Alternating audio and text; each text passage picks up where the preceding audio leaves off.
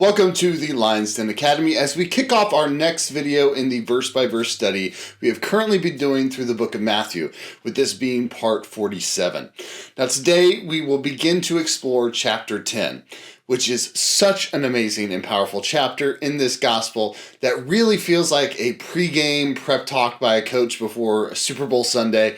And rightly so, since this is where Jesus calls his apostles and then sends them out across all of Israel to teach and preach the gospel, as well as using the special authority that Jesus gives them to heal the sick, cast out demons, and even raise up the dead. You could also easily compare this to a mission briefing in the military. Having served 2 combat tours in the Marine Corps and then spending 6 years as a private military contractor in ancient Babylon, known to you today as Iraq, I can state that without a doubt, a mission briefing is absolutely crucial to the success of a mission being completed with success. This briefing is where the vital information gets passed to those completing the mission. And in the Marine Corps, we use the acronym SMEAC to ensure that nothing was missed, which stands for Situation, Mission, Equipment, Administration, and finally, Command and Signal. Jesus himself hits on each of these points as he instructs his apostles to go out for the first time without him and to do what, so far, they had only seen him do. Now, in today's video, we're only going to be tackling the first 15 verses of this chapter, which for those of you that are current members of the Academy are probably aware that this is quite a bit more than we are usually able to focus on at a time. But there is some great stuff in here that I'm really looking forward to sharing with you. And I would also encourage you to go ahead and pause this video if you need to and turn to Matthew 10 in your Bible or on a Bible app on your phone so that you can continually refer back to the text throughout our study. So that said, let's start by reading the whole passage first, and then we will take a closer look at it piece by piece. And he called to him his 12 disciples and gave them authority over unclean spirits to cast them out and to heal every disease and every affliction. The names of the 12 apostles are these. First, Simon, who is called Peter, and Andrew, his brother. James, the son of Zebedee, and John, his brother. Philip and Bartholomew. Thomas and Matthew, the tax collector. James, the son of Alphaeus and Thaddeus. Simon the Zealot, and Judas Iscariot, who betrayed him. These 12 Jesus sent out, instructing them, "Go nowhere among the Gentiles, and enter no town of the Samaritans, but go rather to the lost sheep of the house of Israel, and proclaim as you go, saying, the kingdom of heaven is at hand. Heal the sick, raise the dead, cleanse lepers, cast out demons. You received without paying, give without pay. Acquire no gold or silver or copper for your belts, no bag for your journey, or 2 tunics or sandals or a staff, for the laborer deserves his food. And whatever town or village you enter, find out who is worthy in it and stay there until you depart. As you enter the house, greet it. And if the house is worthy, let your peace come upon it. But if it is not worthy, let your peace return to you. And if anyone will not receive you or listen to your words, shake off the dust from your feet when you leave that house or town. Truly, I say to you, it will be more bearable on the day of judgment for the land of Sodom and Gomorrah than for that town." Let's focus first on verses 1 through 4. Now, I don't think that it should come as a surprise that Jesus had 12 disciples. And most people who aren't even Christians who were asked, how many disciples did Jesus have? They would probably guess 12. And it is certainly correct that Jesus had 12 apostles, although we could easily argue that this number became 13 after his death and resurrection. But we do see that he, at some point, at the very least, had at least an additional 70 to 72 disciples, and that number varies based on the manuscript that Jesus gives authority to and sends out as well. So there were definitely more people following Jesus and being a part of his ministry, which also includes the women that helped and supported his ministry, such as Mary Magdalene, Joanna, and Susanna. However, it was these 12 that Jesus called to be his apostles. The number 12, of course, was very symbolic as it represents the 12 tribes of Israel that we read about all through the Old Testament. which was then used symbolically in other ways in the Old Testament, such as there being 12 pieces of showbread, also called the bread of the presence, which was a special part of the tabernacle. The point that I want to make on this is that Jesus was surrounded by tons of people who followed him, listened to his preaching, and helped support his ministry. Yet, out of them, he specifically chose a group of men that would be elevated to a higher position of closeness in his life, which also meant that these men who were called would have an elevated level of responsibility placed upon them as well. But the trade-off, of course, was infinitely more than worth it. Now, Jesus, of course, didn't just make this decision on a whim or have a crowd of people that were, following them draw straws to see who would be a part of the chosen 12. Didn't, say eeny, meeny, miny, mo. As we would expect, Jesus spent serious quality time in prayer to help him make this decision. As Luke 6:12-13 tells us, in these days he went out to the mountain to pray, and all night he continued in prayer to God.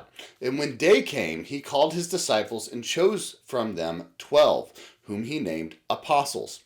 I think that a good portion of these prayers were, of course, spent talking to his Father to make sure that these were, in fact, the 12 that he should choose. But I think he also probably spent a good amount of time praying over these men's lives, asking his Father to give them strength and wisdom, to pour out the Holy Spirit on them without measure, so that they would not only be on fire to spread his gospel across the nations as he would command, but also so that they would be able to faithfully endure all of the persecution, torture, and horrific deaths that he knew that they would all end up facing by them taking up their crosses and following him. So, what is the key takeaway that I want you to take away from this?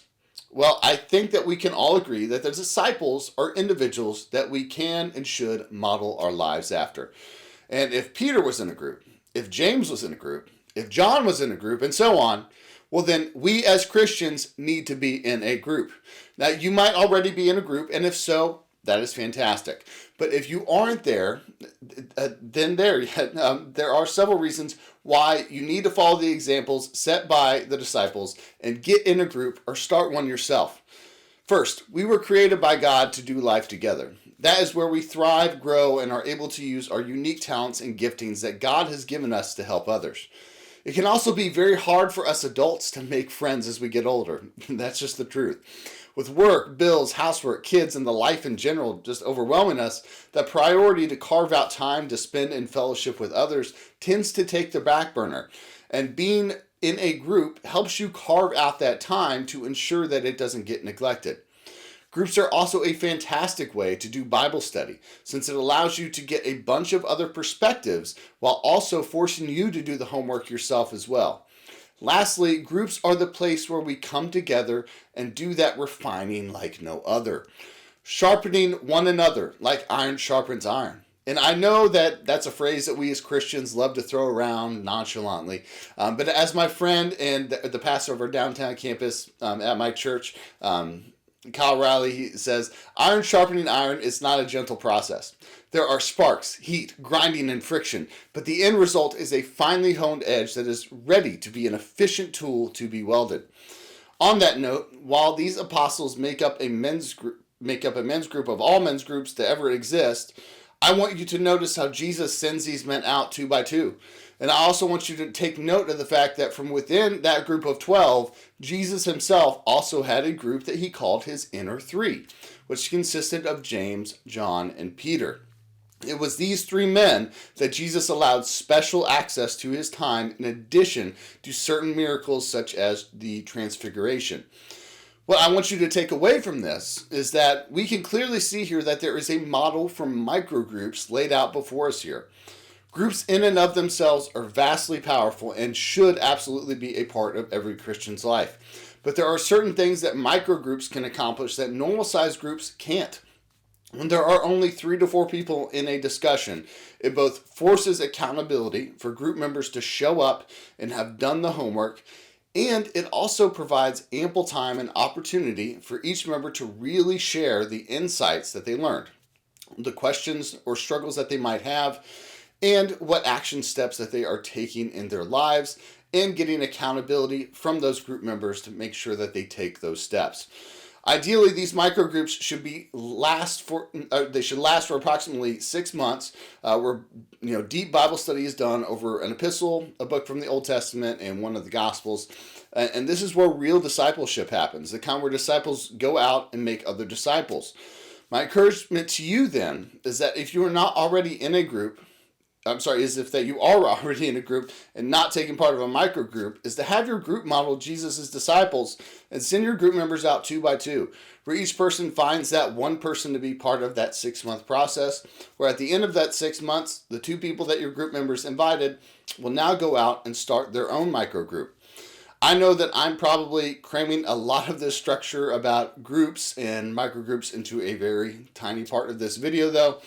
So please, if you are interested in taking your group through this process, or if you are a group leader or feel called to lead a group but unsure of really how to start one, or the structure of what that should look like, then please let me know in the comments below, and if I get enough of a response, I will certainly make a separate video, sort of off topic here of our verse by verse studies, that tackles that topic and everything that I've learned over the years of how to successfully run various types of groups and how to start one. But certainly if everyone feels I've covered this enough here, then I will simply keep my focus on the verse by verse teaching. With all that said, though, let's now move on to the part of the passage where Jesus is sending out his apostles. And before we dive into that, I first want to play for you the clip from The Chosen where they portray this beautifully, fully showing the real emotions and questions that the apostles no doubt had. No defenses, no food, no shelter. Just go out into strange land. He said not to be afraid. Fear is not a thing you just stop, Andrew. I'm going with Z then. Maybe the most at risk of all of us. Great. Whatever happened to trust? Everybody calm down. If you have a real question, ask it one at a time. I have a question. That was fast. More of a concern, actually. I know I'm new, but Rabbi, I'd like to return to what you were saying about not bringing food or clothes and relying on those we minister to. Forgive me, but we cannot rely on everyone equally. I've developed some ideas on ways we can generate income to sustain our ministry in a reliable way. I appreciate that, Judas. I do. But for this journey at least, I want you to learn what it means to fully rely on your Father in heaven, as well as those around you and those whom you serve. And for food, Big James, and for your life, John, this is what it means to follow and to lead. I hope that watching that helps to enrich this passage for you, since it paints such a great picture of how these disciples had to have been feeling. So keeping that in mind, the first thing that I want to discuss about this section of the passage is the question or debate that can come up about whether we should be following Jesus' exact same instructions here whenever we ourselves go out into the world to evangelize or go on a mission trip. After all, it can certainly be easy to read this passage on its own and assume that we should follow suit and that we should be homeless vagabonds who aren't allowed to bring food, let alone money to buy food, or even a change of clothes with us when we do these trips or evangelizing, even in our neighborhood. This certainly is the total opposite of how we operate today, even for a relatively small road trip, especially ones that involve kids. We almost always set off with at least a drink for the road based on the length of that journey, maybe a couple snacks. But anytime we need to stop for gas, we almost always get another drink, and usually a snack or two. And that is for us who get the luxury of driving in a climate-controlled vehicle. Imagine having to set off on foot with nothing but the clothes on your back and working up a huge appetite by burning all those calories of walking mile after mile, not knowing where your next meal would come from. Not only are they to go without food or money for food, but they also weren't even allowed to bring a staff, which not only was helpful in making the trek less burdensome by allowing it to carry some of the weight and to help ensure a good footing, But it was also what they would use as a weapon against wild animals or robbers. So having to follow these instructions would require these men to have a real, tangible trust in God. And that is exactly why Jesus instructed them to leave on this mission completely empty-handed, to trust that God would fill those empty hands with whatever they would need.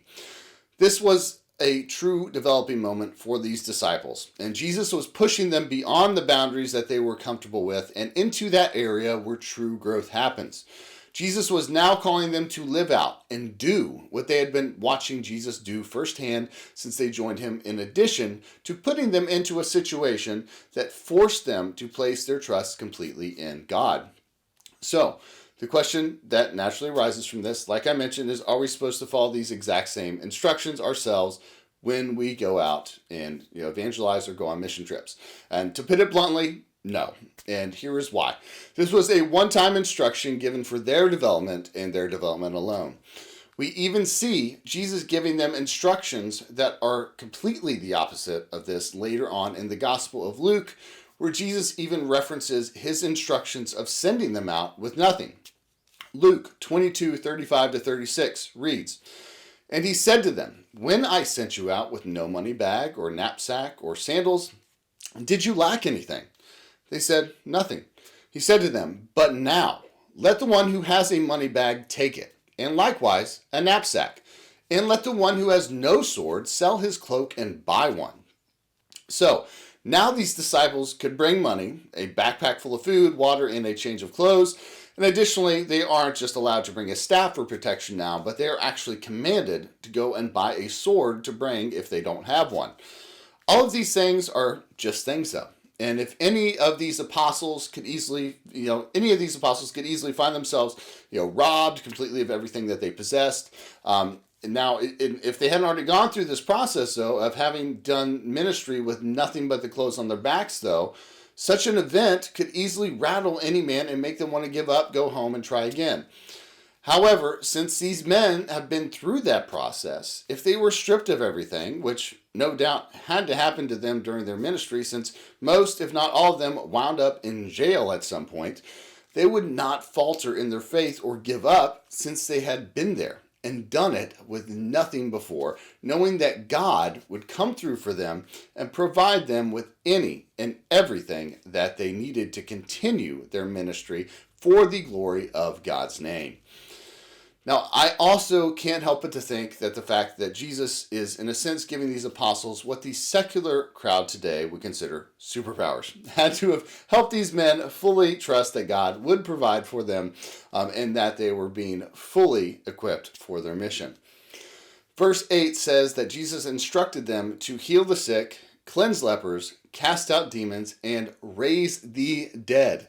Now, it should be noted that when the apostles do these things, as we read about in greater detail in Acts, they always do them in the name of Jesus, whereas Jesus himself, he just does them. I do want you to notice too, though, that Jesus here gives these men all these authorities and powers, or I guess the better way to say it is that he gives them the authority to use said powers. But one power that he specifically does not give them, and the authority over, is the power to forgive sin.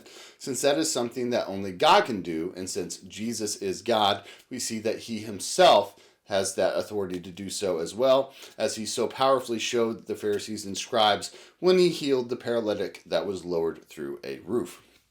Notice too that Jesus gives these men these authorities, which I think that we can all agree that the power that they received is amazing and a huge deal.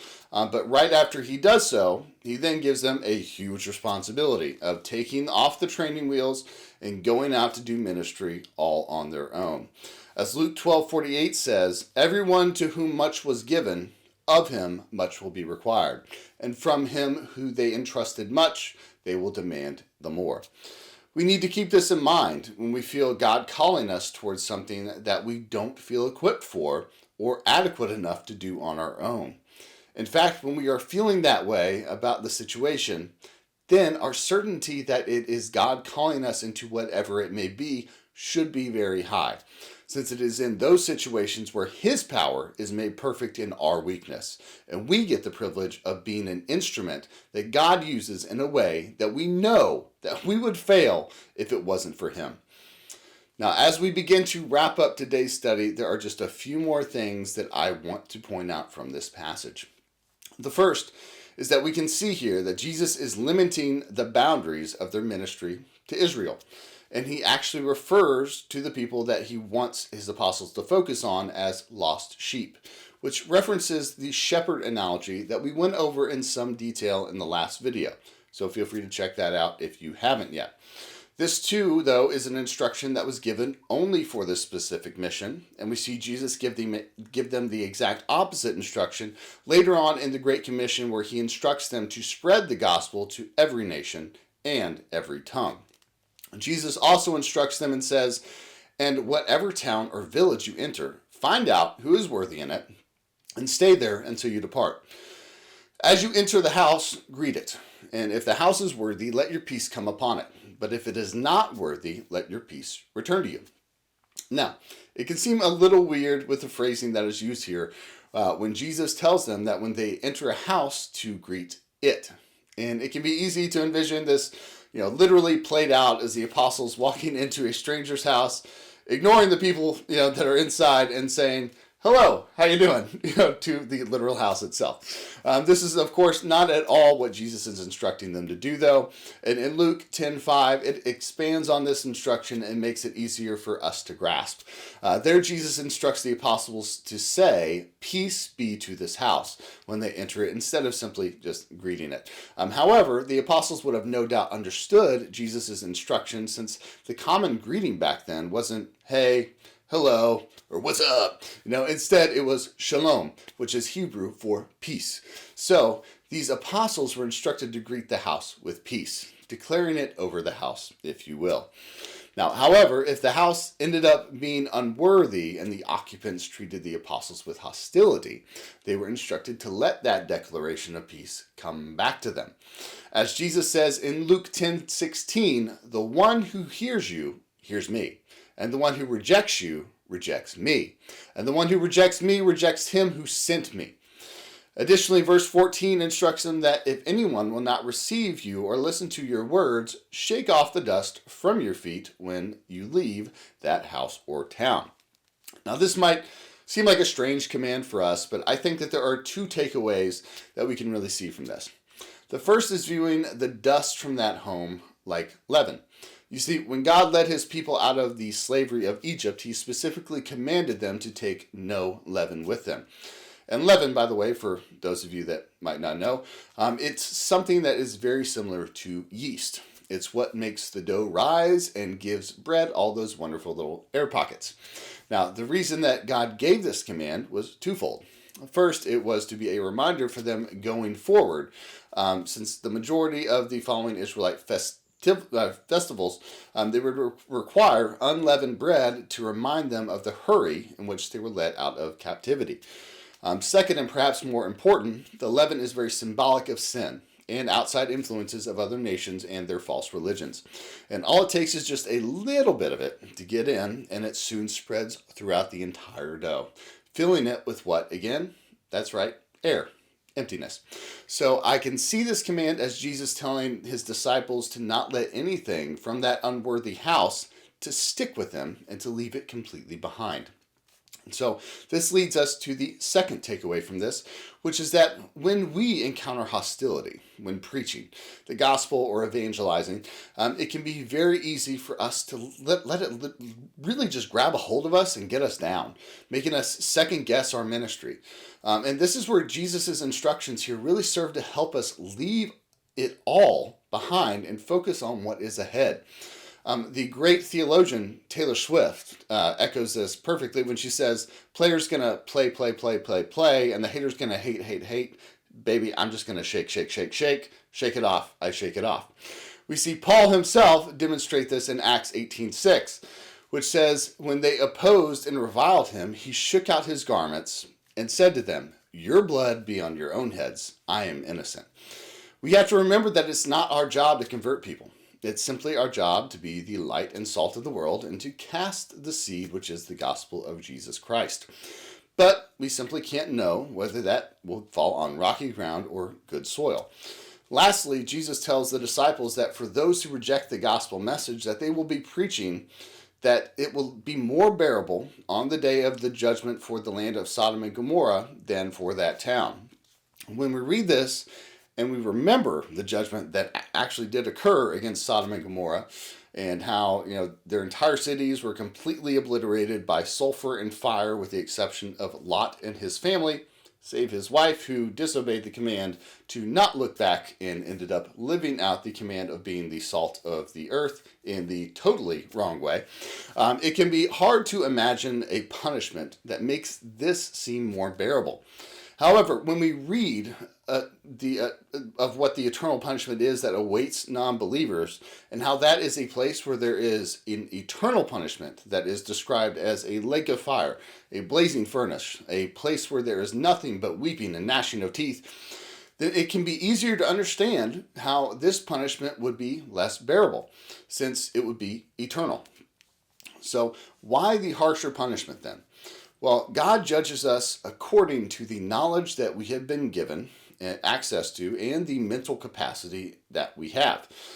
Sodom and Gomorrah were destroyed before there were any prophets and people who were called to bring people into fellowship with God. And this was also before God had even given the law or the Ten Commandments to his people.